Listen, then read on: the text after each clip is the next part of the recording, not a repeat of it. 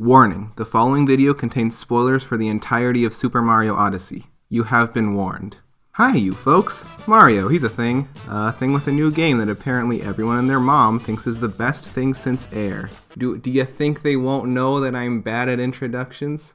Yes, Super Mario Odyssey has quickly skyrocketed to being one of the highest rated games of all time. And I think it's just okay. Not to say it's bad, but okay, let me just walk you step by step on the things I don't like about this game. But first, what do you say we start out positive? Part 1, the good. Like I said, I don't hate this game, so let's go over some of the things I like about it before the fans tear me to shreds. First of all, the game looks great. If Breath of the Wild and Splatoon 2 didn't convince you of the Switch's graphical power, Odyssey definitely proves that the Switch isn't a system to be taken lightly. Odyssey also controls great. This is the best Mario has felt to control since Galaxy. I highly recommend playing it with a Pro Controller if you can afford it. It improves the controls, upgrading the game from feeling very good to feeling fantastic. Also, I know this is more of a compliment to the marketing of the game and not the game itself, but Jump Up Superstar is one of the best bangers I've heard in a while. Here we go, off the rails. Don't you know it's time to raise our sails? Okay, now that we've got the good stuff out of the way, time to make everybody hate me. Let's start with Part 2, the exploration. Alright, let's just jump into this. Or jump up Superstar into this. These are the jokes, people. Please clap. The game totes itself as this huge, expansive world to explore, and that's kind of true. I'm going to walk you through the first 3 worlds of the game so you can see what I mean. The first kingdom that you go to is the Cap Kingdom, and there is absolutely nothing to do. It's a straight line right to the boss so you can get to the second kingdom, the Cascade Kingdom. This one has a bit more to explore with a few moons and purple coins to find, but it's still designed to lead directly to the boss. After the boss is defeated, you have enough moons to continue to the next kingdom without collecting many extra along the way, so there's really no reason to stay and explore more, mostly because of how small the area is. And now we move on to the Sand Kingdom, and yeah, there's a lot of sand, alright. This is the first world in the game that allows you to really run around a large open area, and it's sand. Just like last time, there is a straight shot to the boss of the kingdom with enough moons along the way to get to the next kingdom with minimal exploration. And if you want to explore more of the surrounding area, it's all sand. Sure, there's an oasis and a couple small buildings to find, but you have to cross over so many boring brown sand dunes to get to them. Maybe it's just me, but sand is an incredibly boring terrain to explore. I don't like sand. It's coarse and rough and irritating, and it gets everywhere. So when I beat the boss of the Sand Kingdom, I was instantly ready to move on. From there, all the other worlds follow the same formula of some exploration, but not much. The 3 main exceptions, which are also my 3 favorite kingdoms, are the Metro Kingdom, Seaside Kingdom, and, spoilers, Mushroom Kingdom. Yes, all these kingdoms, except Mushroom, have a main story goal and a boss to fight at the end, but the way they go about it is so much better. The design is completely non-linear, and the main story missions encourage you to run around exploring the area to progress. I just wish the rest of them were like that. On the subject of exploration, I never really felt any desire to explore very much even in the non-linear kingdoms. As far as I can tell, the only reward for anything you do is a power moon. Go down that pipe? Power moon. Ground pound that spot? Power moon. Sit on a bench? Power moon. There are only so many power moons I can find before it goes from fun to tedious. Let's compare it to my personal favorite Mario game, Super Mario 64. In that game, sure, there are a lot of power stars to collect, but 1, it's nowhere near as many as there are in Odyssey, and 2, there are so many other rewards for exploring other than stars. Climb this tree in Womp's Fortress. Here's an owl that can fly you around the level. Look into this light in the main room of Peach's castle.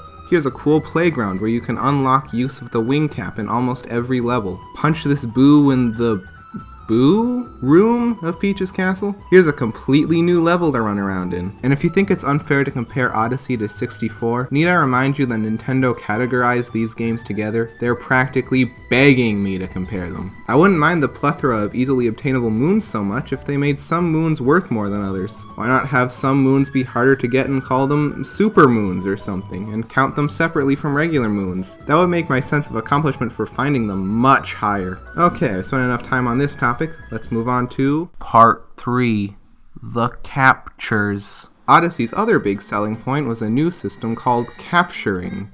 Get it? Basically, Mario has the ability to throw his hat on certain enemies, NPCs, and objects in order to possess their brains, causing their horrific and painful death. Okay, that part isn't canon, but come on. People seem to really like this mechanic. And yeah, it's fun, but what did the song they wrote for this game say? It's freedom like you never knew. Yeah, it's not that. Let me show you what I mean. I'll walk you through the first 3 capturable things in the game. First thing you can capture is a frog, and with it you can jump really high. It's fun for a minute or so, but it's nothing spectacular, and it's only used for an extremely linear tutorial-ish section, and it can't be taken outside of it. It's freedom like you never knew. The second thing is this spark thing. You can't control it, and it's only used to transport you from the Cap Kingdom to the Cascade Kingdom. It's freedom like you never knew. Third capturable thing is a Chain Chomp. Okay, a Chain Chomp, a classic Mario enemy. I can't wait to see what possibilities come from taking control of one. It's freedom like you never knew. I think you're starting to see my point.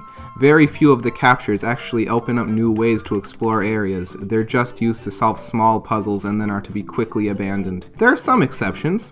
The T-Rex is very fun, even though the area you can use it in is incredibly small.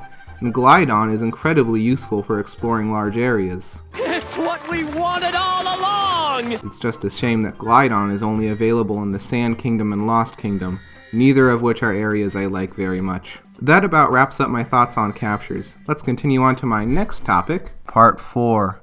The music. Super Mario Odyssey has some of the most forgettable music in any Mario game. It's not bad per se, it's just bland. None of the tracks really stand out to me, aside from the music for the Wooded Kingdom, and that's just because of how out of place it is.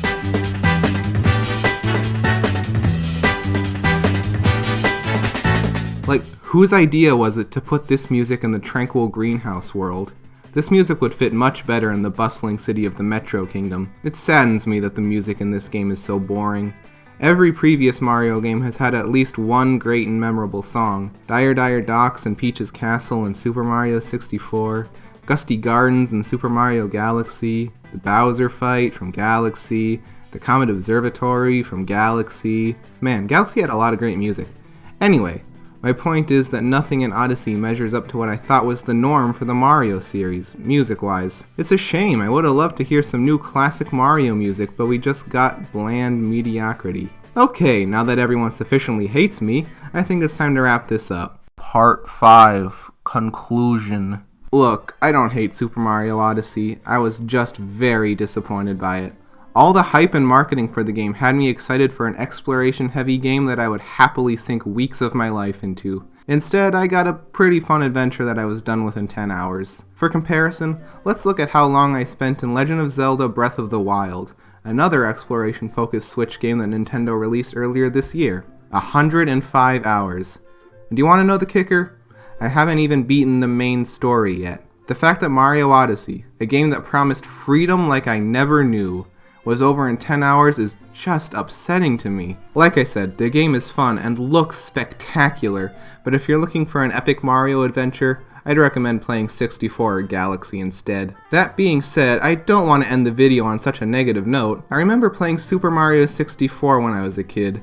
The joy of jumping into a new painting and finding a new adventure in each one was the most exciting thing my wee little mind had ever experienced. If Mario Odyssey can give that same feeling of wonder to a new generation of kids, then, despite my problems with the game, I'm very happy that this game exists. Thanks for watching. If you liked this video, consider subscribing. While you're here, why not check me out on Twitter or head over to my gaming channel, where I try to post new gameplay videos whenever I can. Or follow me on Twitch to check out my once in a blue moon live streams. Links to all of those in the description. See you guys later.